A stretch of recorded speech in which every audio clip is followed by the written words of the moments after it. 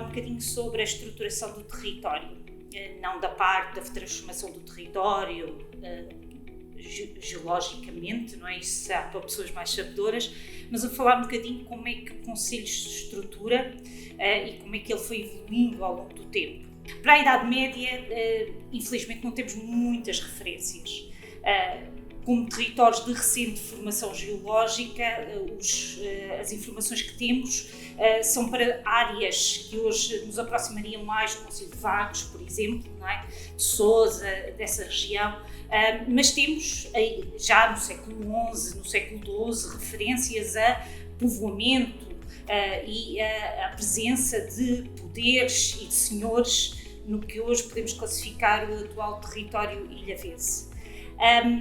Essa população ou essa fixação, obviamente não estamos a falar de vilas, nem de grandes lugares, de quintas, que resultam muitas vezes da fixação de casais, que aí começam então a colonizar esse mesmo território. Portanto, infelizmente para a Idade Média não temos. O trabalho que o Dr. Saúl Gomes fez foi muito importante, da Universidade de Coimbra, que nos permitiu reunir alguma documentação que está publicada pela Câmara Municipal e que nos permite ter um panorama geral do pouco que há sobre Ilhavo na época medieval. Obviamente que a época moderna dá-nos um pouco mais de informação. Sabemos da presença de vários mosteiros na área, não é? Mosteiros sobretudo oriundos de Aveiro, que têm aqui território esse que o aforam. O afloramento é uma espécie de arrendamento de longa duração, uma quase propriedade, mas que vão permitindo às pessoas se fixarem neste território, irem desbravando e construindo o seu sustento. Que na época medieval para a época moderna é muito mais agrícola até que pescatório. Obviamente as atividades pescatórias são fundamentais e elas estão aqui bem presentes, mas também devemos olhar a parte agrícola e o desenvolvimento territorial em termos agrícolas. Portanto, da Idade Medieval para a Idade Moderna temos um conjunto de poderes que se vão instalando e que vão tendo a sua penetração aqui no nosso território. Obviamente a coroa também se interessa, não é?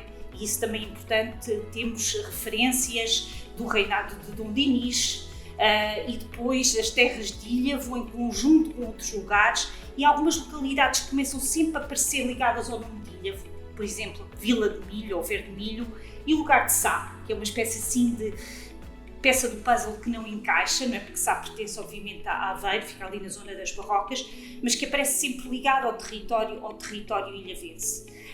E esse território vai passando das mãos do rei para as mãos de particulares, acabando no século XVI nas mãos de uma família que aparece, por exemplo, referenciada no numeramento, que é a família Borges. Essa família extinguir-se-á, ou pelo menos terminará numa linhagem feminina, e por via de um casamento vamos ter os grandes donatários de Ilhavo, que são a família Almada, e aos quais Ilhavo, assim como o lugar de Avelães de Cima, o lugar de Carvalhais, formando um grande senhorio, pertencerão até ao século XIX. Portanto, esta é a presença de senhores, de donatários. E o que é que estes donatários fazem, estes senhores fazem? Cobram essencialmente rendas, não é? Mas também permitem, dão alguma proteção e permitem às populações alguma estabilidade na sua fixação. É claro que as populações também ao longo do tempo e à medida que os lugares vão crescendo tendem-se a organizar e assim nascem os concelhos. As primeiras referências que nós temos a Ilhavo não é de um concelho perfeito, são dos julgados. Nas palavras de Alexandre Herculano, são em concelhos ainda em construção. Parece-nos o julgado de Ilhavo, com o de Verde Milho, mais uma vez, com a de Vila de Milho, e aparecem-nos sempre estas referências, mas quando chegamos à época moderna, Ilhavo já é um concelho perfeito, ou seja, um concelho com juízes ordinários, com vereadores, com procurador de concelho, com toda uma estrutura montada, não é? Que permite às populações desenvolverem o seu governo local e conviverem com estes poderes que aqui existem. Este concelho é um concelho que é muito estável em termos territoriais. Temos a vila e os lugares de vila, Alcaidão, que é quase como um espaço autónomo, não é?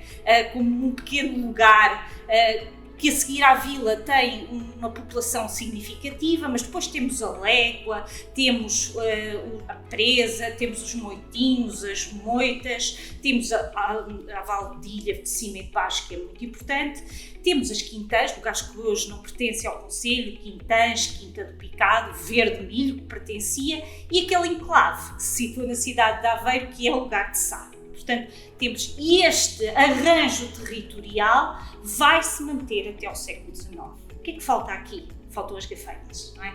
As Gafanhas são um território ainda mais do que Ilhavo, de recente construção.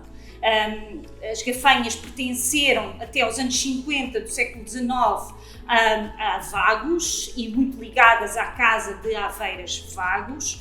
São um território de ocupação mais recente, vão evoluindo em termos populacionais de forma relativamente lenta até ao século XIX, quando temos um aumento muito significativo. São terras inicialmente para pastagem de gado e terão uma exploração mais tardia. Só no século XIX é que este conjunto territorial que eu aqui já vos falei vai se transformar profundamente. Por um lado, com a inclusão das Gafanhas, e numa primeira fase ainda Gafanhas de modo genérico, a autonomização da Nazaré, da Encarnação, do Carmo acontece bem mais tarde, enquanto lugares distintos e de autonomização, já estamos a falar do século XX, mas também aqui com transformações neste território que eu falei, com a saída de Verde Milho, com a saída do lugar de Sá, portanto com estas transformações. E as mexidas na organização política muito estável até o século XIX vão acontecer sobretudo com a extinção do concelho, não é? Por um período breve, não é? Mas que vai mexer profundamente com a noção de autonomia que o concelho de Ilhavo, desde tempos imemoriais, como eu vos falei, desde finais da Idade Média tinha. Um momento em que, por opções políticas, há esta junção com o território, com o concelho de Aveiro, mas que não é de modo nenhum uma junção pacífica, é uma junção que vai levantar muitas vozes e vozes importantes de deputados nas cortes constituintes e que vão permitir que mais tarde o concelho volte a ser restaurado e desde aí ganha a configuração que atualmente conhecemos. Qual é assim a última grande transformação deste território muito estável? Tem a ver com a autonomização de facto das Gafanhas e com o crescimento, sobretudo da Gafanha da Nazaré e da Gafanha da Encarnação, mas também a Gafanha do Carmo, de freguesias, no caso da Nazaré, para vila, para cidade, não é? E isso permite que o concelho tenha uma configuração diferente, como eu digo, policentrada, não é? De vários centros, de várias localidades que ganham em termos de desenvolvimento urbano, mas também de desenvolvimento económico e de construção também da sua identidade, porque sim, há identidades diferentes. Somos um concelho de diversidades. E isso acho que é o mais importante, que resulta desta evolução histórica, desta captação de gentes de vários sítios, desde os povoadores mais antigos até aos colonizadores, não é? Até às populações que chegam para colonizar os novos territórios, como são o caso das Gafanhas, e portanto fazem do território de Ilhavo um território historicamente interessante, diverso e, como eu disse, policentrado, com muitos centros, não é? Eu acho que esta é a razão do sucesso, da convivência e do crescimento em termos económicos, populacionais e identitários deste concelho.